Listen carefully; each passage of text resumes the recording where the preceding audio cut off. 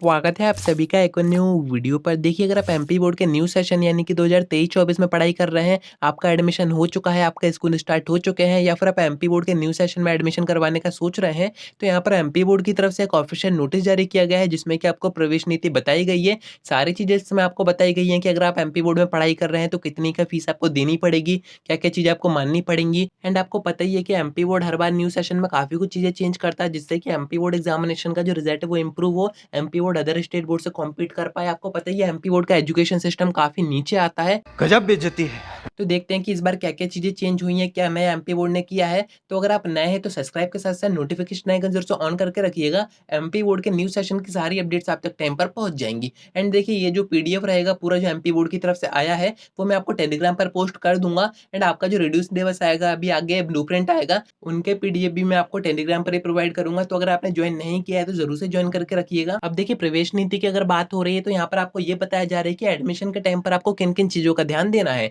तो फर्स्ट चीज़ मैंने आपको बताई थी कि 33% आपकी फीस इंक्रीज़ हो गई है, यानी कि जो ₹900 आप बोर्ड एग्जामिनेशन की फीस देते थे, वो अब ₹1200 हो गई है। तो आपका जो एग्जामिनेशन का फॉर्म है वो ₹1200 का ही भराएगा। एंड यहाँ पर डेट भी आपको बता दी गई थी, मैंने आपको बताया ही था प्रीवियस वीडियो में। इस महीने से 30 सितंबर तक आप बोर्ड एग्जामिनेशन का फॉर्म भर सकते हो। अगर आपका रेगुलर एडमिशन है किसी भी स्कूल में, तो आपको वहाँ से सारी अपडेट दे दी जाएँगी, वही आपसे फॉर्म भरवाएँगे। बाकी अगर आप प्राइवेट फॉर्म भरना चाह रहे हो, तो आपकी जो डेट है वो भी यही है, पर प्राइवेट फॉर्म भरने की कुछ कंडीशंस होती हैं, कुछ क्राइटेरिया होते हैं। तो अगर आप भरना चाहते हैं तो कमेंट करके ज़रूर से बताइएगा, मैं आपको नेक्स्ट वीडियो में सारे क्राइटेरिया बता दूँगा।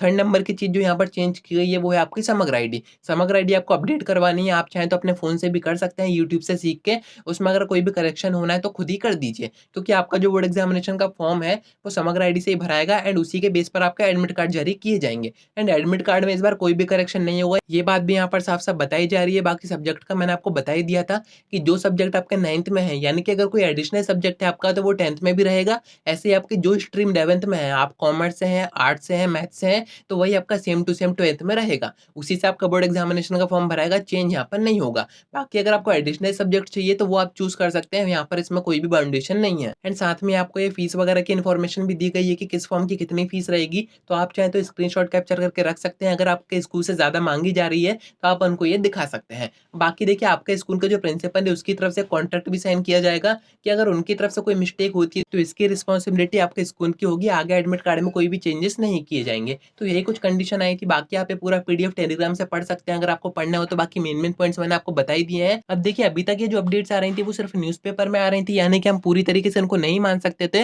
बट जब एमपी बोर्ड ने ऑफिशियल नोटिस जारी करके ये सारी चीज़ें बता दी हैं, तो आप ऐसा मानिए कि ये जो चेंजेस हुए हैं वो 100% फिक्स हो गए हैं एमपी बोर्ड की तरफ से, इनमें अब कोई भी चेंजेस नहीं किए जाएँगे। तो उम्मीद है कि आपको सारी बातें समझ में आ गई होंगी। आज के वीडियो में इतना ही। अब इसकी नेक्स्ट वीडियो में अपन रिड्यूस सिलेबस और ब्लूप्रिंट की बात करेंगे कि वो कब तक जारी हो जाएँगे। तो कनेक्टेड रहिएगा। कोई डाउट आता है कमेंट कर सकते हैं, या फिर आप मुझसे इंस्टा पर डीएम करके बात भी कर सकते हैं।